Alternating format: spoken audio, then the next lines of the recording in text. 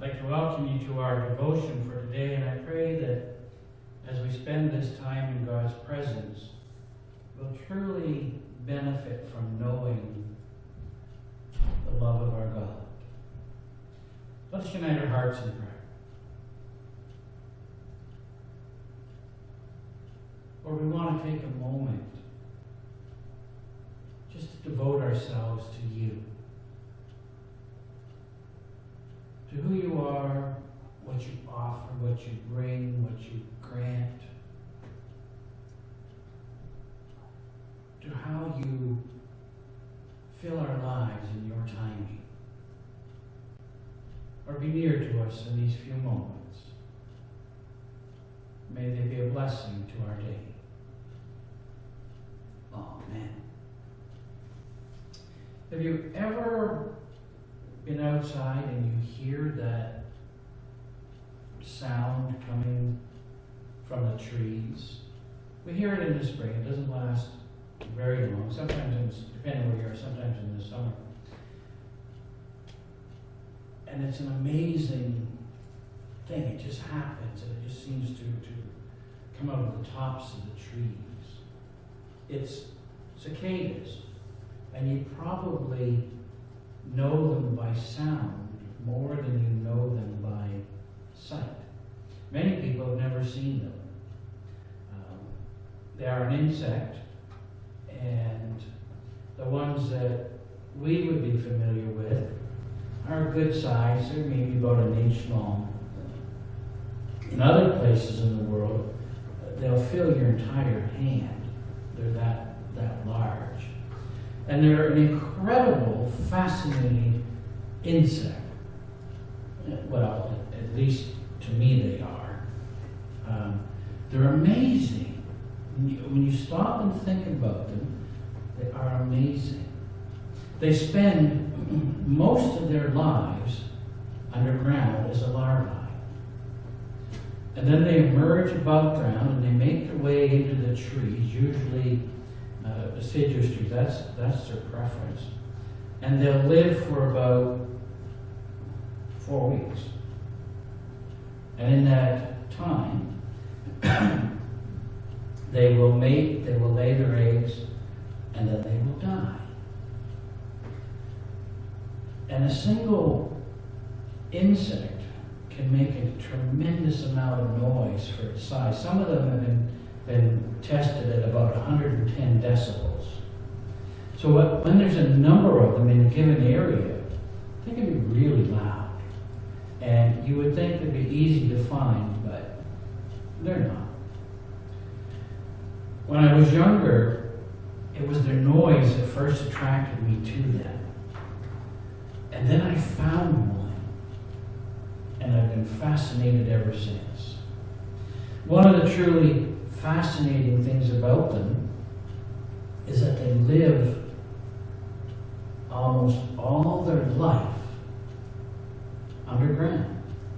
Now, there are different types, and they all spend different amounts of time underground. Some, like the ones we would have in our area, live underground for 2 or 3 years. The ones that we have around here, mostly in Canada, live underground about that long. South of us, in warmer climates where the ground temperature is different, the life cycle is different as well. And they can be underground from 5 or 12 or 17 years. This year, in the States, they're going to have the 17-year cycle of cicadas emerge. It's called the 17-year brood. It's going to emerge this year, and probably the only time I ever wish I lived in the States, because it's supposed to be an explosive year for them. It's estimated that there are going to be thousands per acre. Thousands per acre. They figure that there could be more than a couple trillion of these insects emerge from the ground and get into the trees. And I can only imagine what it'll sound like, but I'm sure it'll be incredible. Other people may not think so, but I would think so. And it's a fascinating creature that God gave us. And can you imagine it? 17 years underground, just to emerge and live for 4 weeks above ground.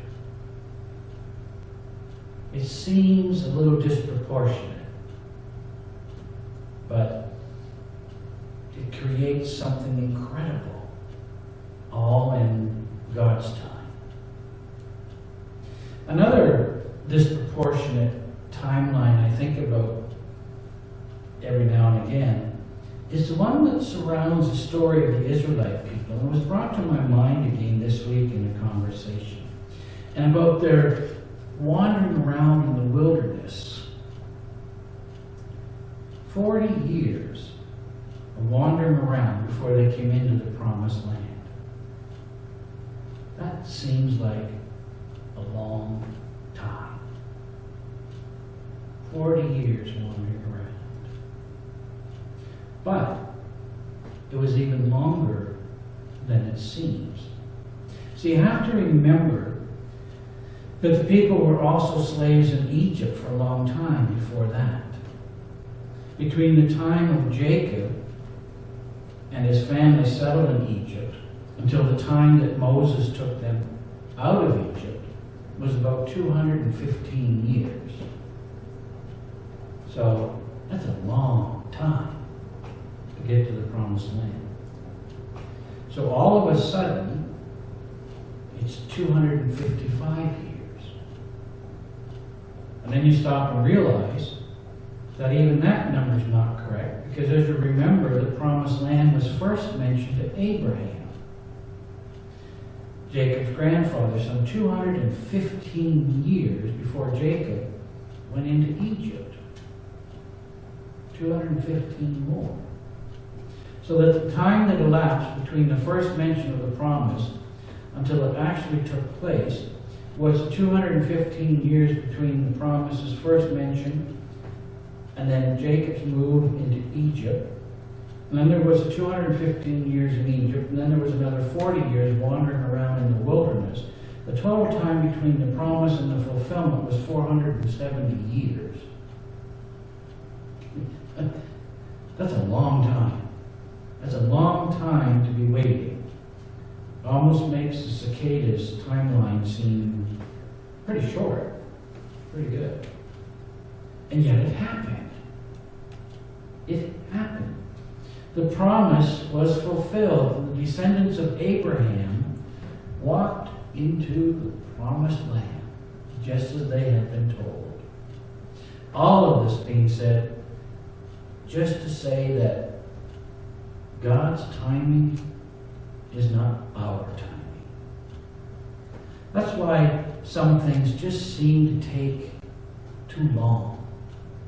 We measure the time according to our desires and our wishes and our expectations. God somehow measures time differently. God measures time according to such things as seasons and generations. God also measures times by such things as obedience and faithfulness and glory. God measures time according to our ability to trust.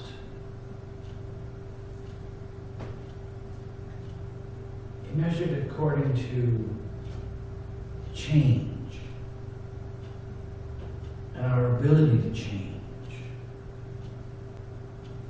He measures it according to how and when we respond to God.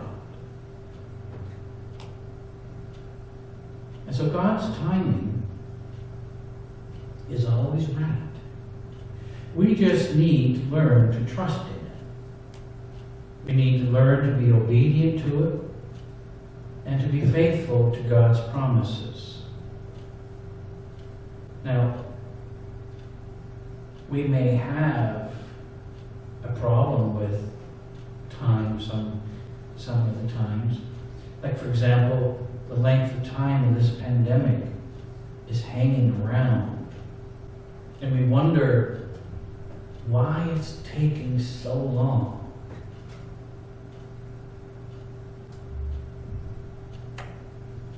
And if you ever wonder why it's hanging around so long, or why God's timing is different than ours, I want you to read what the prophet Jeremiah said about concern of time.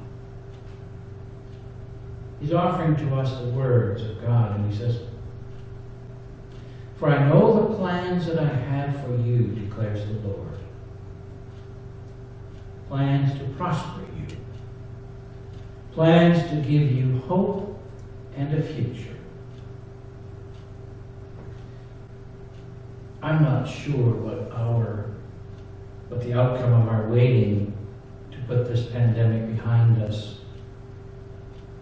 is, or even how long it will take. But I know it will be put behind us, and I know God's reason and God's promises are all true. So, I'll wait for it in God's timing. Let us pray.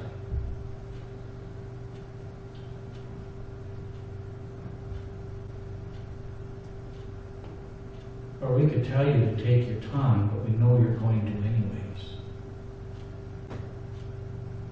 But help us to realize that it is your time that leads our life. And so we wait upon you.